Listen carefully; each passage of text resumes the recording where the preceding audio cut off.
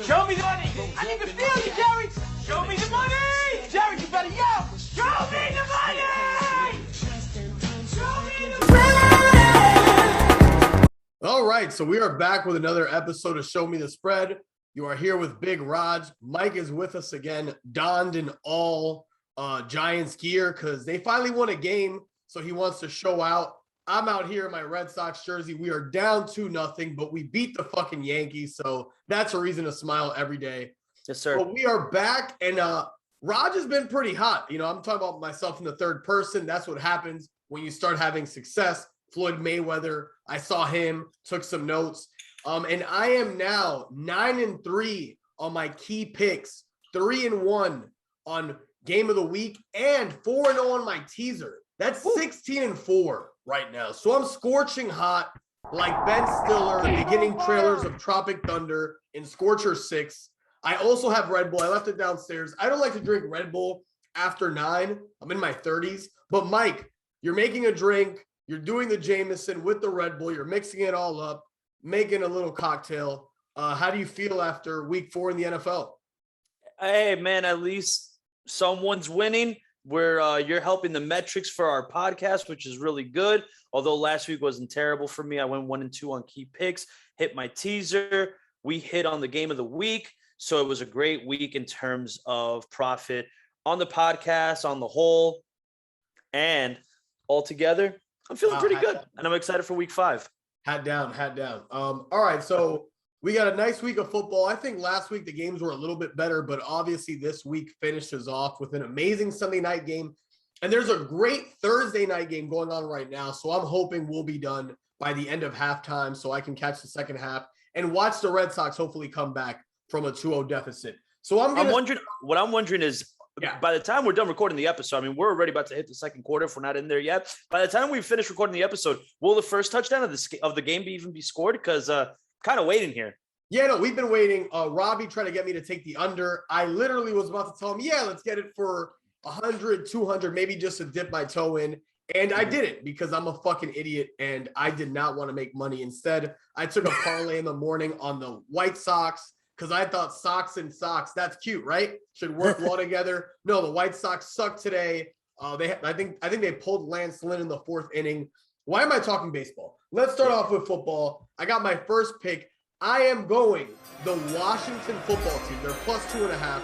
I'm going to buy them up to 3.5. They're minus 140. There's a couple of games you could parlay them with this week, like the Bucks against the Dolphins. Jacoby Brissett is not beating a guy he was once the backup for in Tom Brady. So if you want to take the Bucks with the Washington football team, they're 7-3 against the spread as underdogs. I think we've seen this Saints team become a little more exposed. Big loss to Carolina, tough loss to the Giants last week. You saw what Daniel Jones was able to do. Taylor Heineke also has a little bit of that improvisation. He doesn't have the speed of Daniel Jones. He might actually be a little bit better of a passer. Antonio Gibson, I know he's a little banged up, but he's still – I expect him to play this week. J.D. McKissick has been doing a little bit more out of the backfield. And I just think the Washington football team, the Redskins, I'm so used to calling them that, are probably the better team. So I'm going to take them plus 3.5. I'm getting points. They're at home. They're an underdog. Give me Washington. They're my second pick. What? Did we just become best friends? Yep. You want to go do karate in the garage? Yep. Oh, we did it again? We did it again, baby. Let's go, baby. We did it again. So what did I not say that you wanted to say? I still think that Washington will be able to cover this. I think I've told you this last season.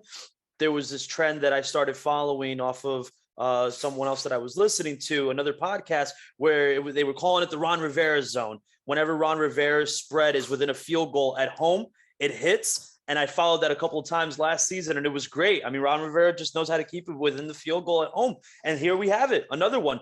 Except on FanDuel, I'm seeing it at plus 2.5. I'll buy it up to plus 3.5 with you. Minus 140. You're still getting good value, you know? And absolutely. Ron's a hell of a coach, so I love it. So we're both on Washington, so I'll let you go with your first pick.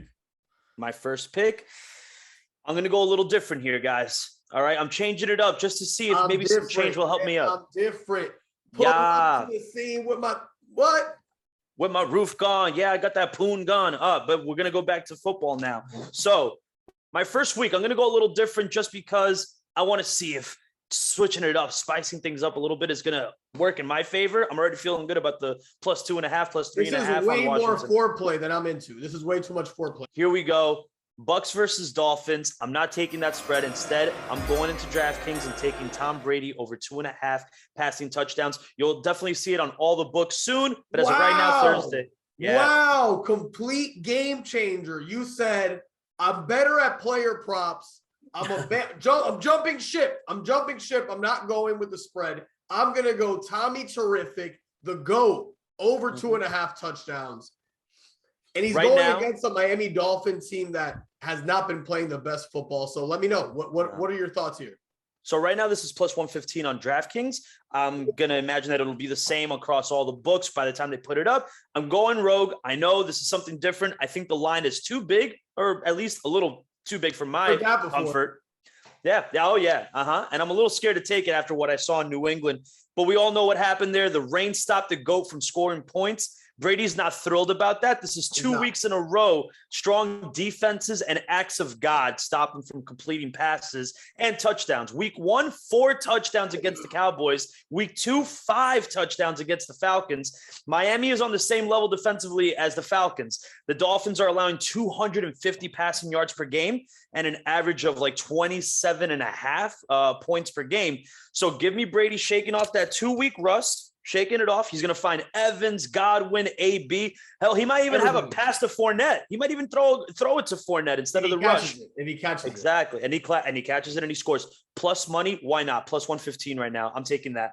All right. Yeah, I think it works. I think Brady's been really good. Even though the Dolphins, their strongest thing is their secondary, they haven't looked great this year. So as long as Brady gets those passing touchdowns in the red zone, I feel like either way, they've been throwing it more than they've been running it in the red zone. We'll see. I think they do miss Gronk. Maybe that scares me a little bit. And Miami, like I said, is worse against the run than they are against the pass because they do have Xavier Howard and Byron Jones. Xavier Howard's probably a top 5 corner. But the Bucs have a lot of weapons, and it's Tom Brady. And he's coming off a game where he was just missing throws left and right. So I'm with you. I'm going to take the team that Tom Brady played last week. I'm going to take the Patriots -8.5. Big spread. Anybody doesn't understand this yet. Davis Mills sucks. Okay. He shouldn't be starting in the NFL. I'm sorry. If there's a guy who shouldn't be starting, it's very obviously and clearly Davis Mills. It doesn't help that he's on a shitty team. And even a player like Deshaun Watson, who's a top 7 quarterback when he can play, took that team to 4 wins last year, 3-4 wins. I can't remember the exact number, but that just shows you how bad that team is. So now you bring in Davis Mills. They've lost weapons every year. I think Davis Mills has some crazy stat that since he's come in, they've been averaging 4.5 points a game, 2.5 turnovers. Bill Belichick against rookie quarterbacks all time, 20 touchdowns, 41 interceptions. The Patriots, random stat, 14-2 against the spread in their last 16 week 5s. They're all with Bill Belichick. So Bill Belichick fucking loves week 5, dude. He loves week 5 the way I love Kanye, but even more the way Kanye loves Kanye. That's how much Bill Belichick loves week 5. So I think the Patriots win by 2 to 3 touchdowns. Davis Mills, I'm sorry, until the Texans get back Tyrod Taylor and they get competent quarterback play, I just think I thought this team was too bad to begin with, but now you bring in the quarterback play of Davis Mills, who looks like it's just too much for him. Give me the Pats -8.5 at Houston. I know it's a big spread. It's bigger than I normally go for, but I just think the way the Pats have been playing, coming off of that Brady game, they're going to be reinvigorated. They're playing arguably the worst team in the NFL. When Davis Mills is quarterback, this is the worst team in the NFL. So, Pats, give me your third game. The only person who loves anything more than Bill Belichick loves week 5 is Urban Meyer and getting grinded on. He likes that a lot. He really likes it. He looked like he had a good time there. Oh, yeah, he was having a blast. And, that whole team and his coaching is just a dumpster fire right now. Wasn't enough for me to take the Titans. But my third pick, I can't believe I'm doing this, but I'm taking the Jets +3, -120. Disgusting. Wow, in London. Disgusting, atrocious, pitiful. Stop I know. Looking at the Seahawks game because you want another touchdown. Focus, you pussy. I don't want another touch. I don't want another touchdown. I want a touchdown. I want to see who gets the first touchdown. I don't want a Seahawks. We both don't want Seahawks touchdown. So I know we don't, and that's why I'm like so focused because they're right there. But anyway, this is disgusting, pitiful, atrocious. I know, but I'm doing this for two reasons. One, we're getting early action on Sunday morning. That gets the blood flowing nice and early, and I don't have to wait till mid-afternoon for some action. Secondly, the Falcons sucks. I know I said that about the Jets last week. You don't get action in the morning sometimes. I need a little bit of this. I need to some breakfast, some brekkie. Come on, dude. You need breakfast to get going. Fuck. Who scored? Metcalf. And he was in the boost with Cup, right? Was it Cup and Metcalf that we faded the 4-1? We faded it. Oh my God. FanDuel and Barstool plus 435. They both offered it. Barstool had it at plus. Dude, you didn't tell me about the plus 435. That probably would have been the difference for me. It's all right. The Rams will get it together. It happens. It's football. So come back to me. Why do you want the sucky to mediocre ass Jets with Zach Wilson, who I believe is still leading the league in interceptions? Why do you want the Jets? So buy the hook. The Falcons, and I'm going to buy the hook. Yeah. Secondly, the Falcons suck. I know I said that about the Jets last week, so don't mind me. The Jets look much better than they did the first 3 weeks against the Titans team that was missing Julio Jones and A.J. Brown. Regardless, the Jets defense was incredible. Sack after sack after sack, so much sacks against Tannehill. The Falcons are dead last in defense. They're allowing 32 points per game, 383 yards per game. Matt Ryan looks old. He looks lost. Now he's going to be dazed and confused in London. Super fucking lost. And he's gotten beat in London. So he's going to be really, really fucking lost out there. The Jets are going to be feeling pumped. A little jet lag, but pumped from getting their first win. They're playing overseas. They're going to be excited about that. Corey Davis is going to be a huge offensive weapon. I could see that. Fantasy. Well, hey, I could see the Jets winning this game, but give me +3, +3.5. You want to get balls here? Go +2.5 at +100. Why? No. Just because take money line. No. Don't give people bad advice at the end of your fucking soliloquy. Money line or +3.5, +2.5. What the fuck is wrong with you? Why would that even be on the table? Never take +2.5. That is terrible advice. +3.5, or if you want to get pumped up, if you want to play with your balls, take your money line. You go money line. That's what you do. So for my third pick, I am going to go with, I had a little bit of deliberation here. This is tough, but I'm going to break a streak. So I made fun of you because you have gone against the Colts every week for 4 weeks. I like the Colts +7.5 at Baltimore this week against the Ravens. Baltimore had a big win against Denver last week. That took a lot of energy. That got them to 3-1. Probably got a little bit of confidence. Now they probably take their foot off the gas. They're still figuring out their running back room. Tyson Williams didn't play last week to my sadness because I picked him up in fantasy. Latavius Murray looks like he's become the lead back. But road dogs this year are 25-15 against the spread.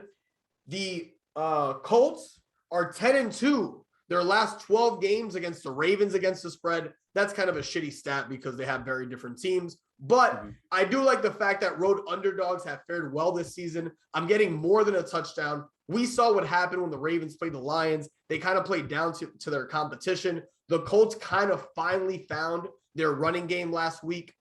And I expect more from Jonathan Taylor. They finally started to add Marlon Mack to the mix, who's also a really good back.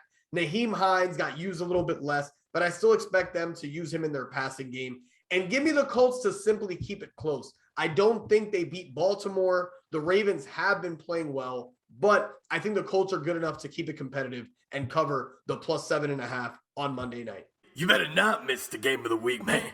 It's must-watch TV. So we'll transition quick to the game of the week. So this week, for the game of the week, we have the Kansas City Chiefs -3 at home against Buffalo, right? The Chiefs are at home? Chiefs are at home. 100%.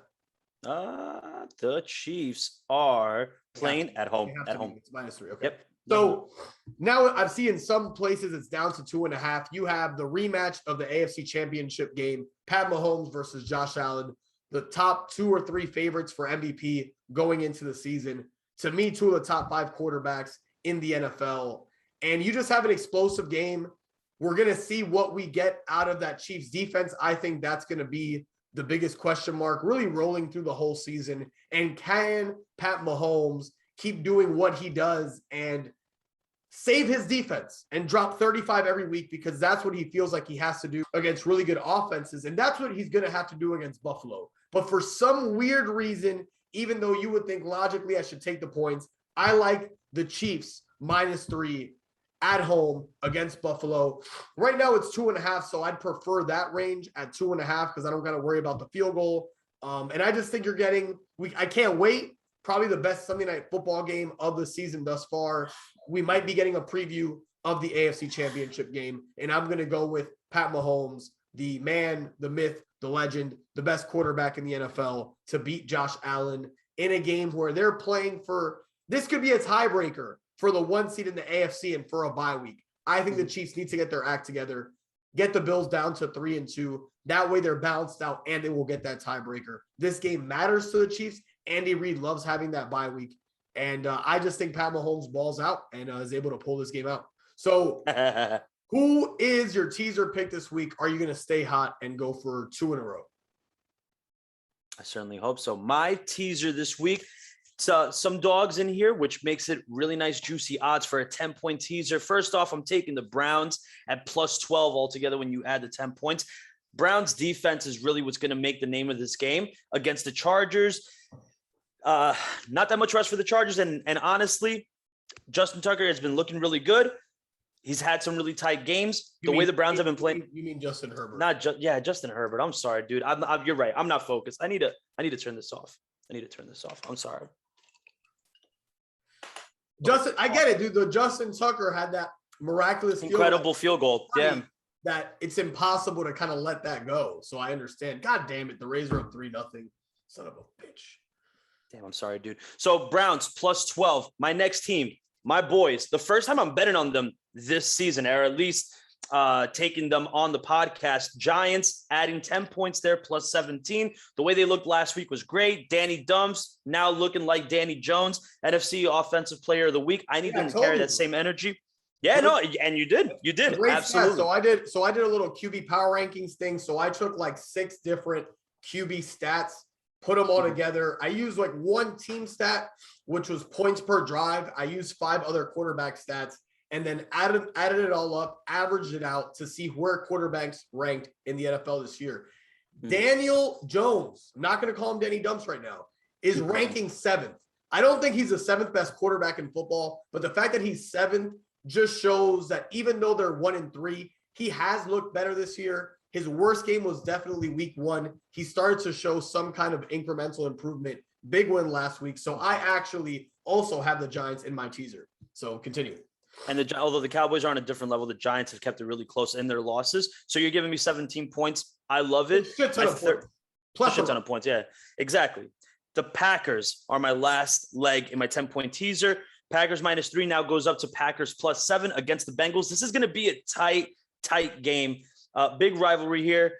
And there are so many scenarios where I could see the Bengals winning this one, but I don't see them winning by more than a touchdown. Yes, I'm only getting it at +7, not +7.5.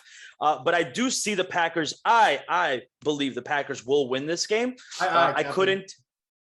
I just got it. But I did not want to see myself in a scenario where I take the Packers -3. And again, I lose by half a point or a point, whatever the case may be. I'd rather get them at +7. So again, Browns +12, Giants +17, Packers +7. This 10-point teaser on Barstool comes out to -103. Not bad value for a 10-point teaser. Not bad at all. I think those are all good odds. You're getting points in every game. I'm going to go over at the end when we're done. I'll do the PFF just to tell you where the money's going right now, where the tickets are going. The Packers are one of the teams on that list. I'm going to go with my 3-team teaser. I struggled on my last pick, but I'm going to stick to this. I have the Bucs money line. I think they obliterate Miami. I don't think it's close. I think that one's easy. Okay. I'm also with you. Giants +17. A lot of the same things you said. Giants should keep it close. I'm getting 17 points. I was impressed by the Cowboys last week, but if it wasn't for a fucking awful forward progress call, maybe the worst forward progress call I've ever seen in my 28 years of watching football. Yes, I was watching football at 4. I was shocked by that, and that's okay. I think the Giants will easily be able to cover plus 17. And for number 3, I am going to go Panthers plus 7. I picked them slightly over the Bears plus 15.5. I just think they keep it close against Philly. Similar logic to what you have in the Green Bay game. I'm not necessarily even saying the Panthers win. I believe they should win. McCaffrey's back. We just got Stephon Gilmore, who, when healthy, should be a top 5 corner. Huge move for Carolina, trading a 6th-round pick.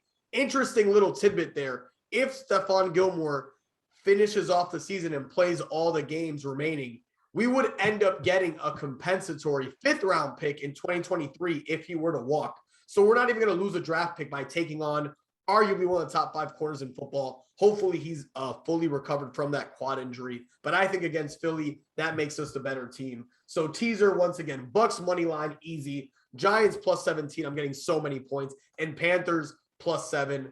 I think it's a winning teaser. So I like our teasers. I'm going to give you the nuggets of where the money is and which games have a larger than 20% discrepancy this week. Okay. We have close to it the Redskins, or the Washington football team, and the Saints. Saints are visiting Washington. New Orleans has 74% of the bets, but only 56% of the money. So about an 18% variable there. The Panthers, this hurts me, are getting 68% of the bets, but the Eagles are getting 72% of the cash. So that's a fucking 40% discrepancy. Wow. People hate the Eagles. They really do. New England, this is a small one, but it's opposite on the two sides. New England getting 55% of the bets. Texans getting 51% of the cash. Small variance, but two separate teams. This is another big one. Packers at -3 are getting 74% of the bets. The Bengals are getting 62% of the cash, +3. And I totally understand why, which is why I put them in my teaser, because I'm not going hard on them. Yeah, the +3, it's weird because you would figure the Packers should be a good money line bet here, but this is one of those games that Vegas fucks with you. The -3 kind of doesn't make sense. Are the Packers really only even? They're basically saying that they're even with the Bengals, which is kind of surprising. And the last one that has a variable, the Bills are getting 61% of the bets, but the Chiefs are getting 57% of the cash. So the Chiefs and the Sharps are with us on Kansas City and Pat Mahomes. I like that.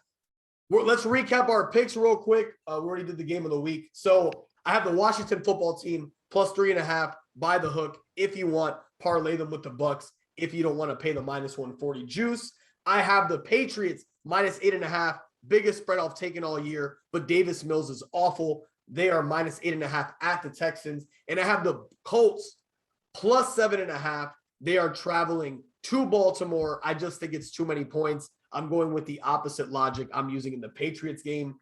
For the game of the week, this week, I do have the Chiefs -2.5.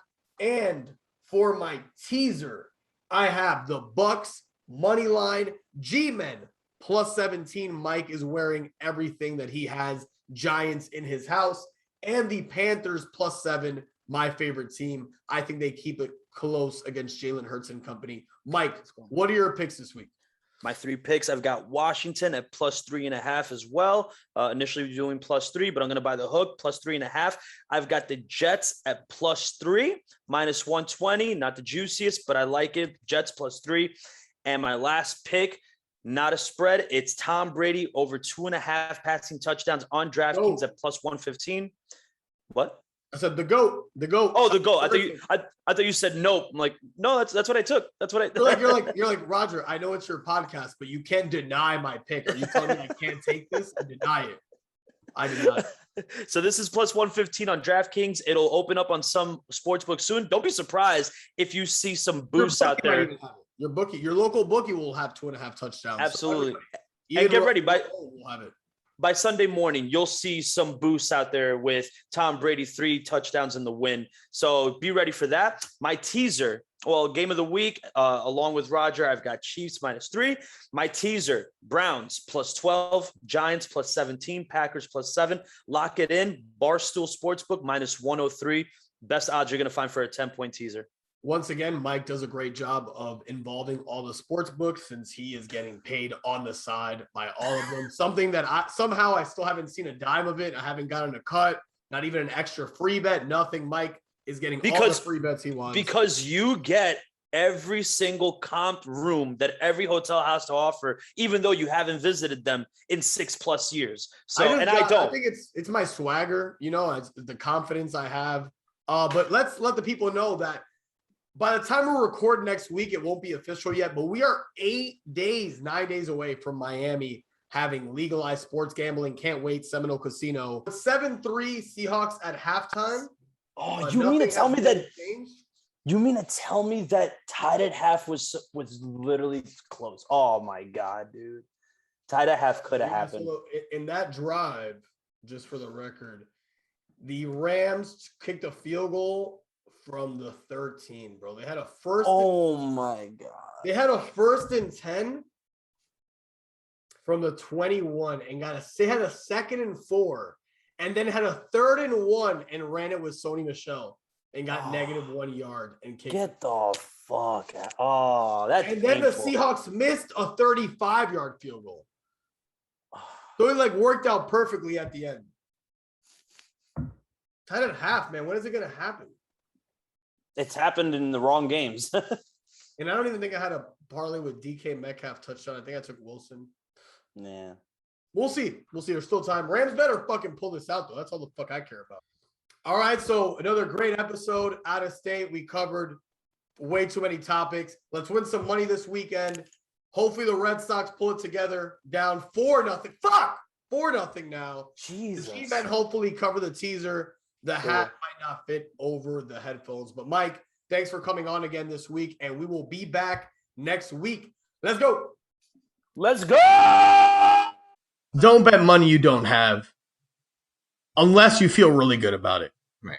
Then maybe it's okay. That's good life advice, Raj.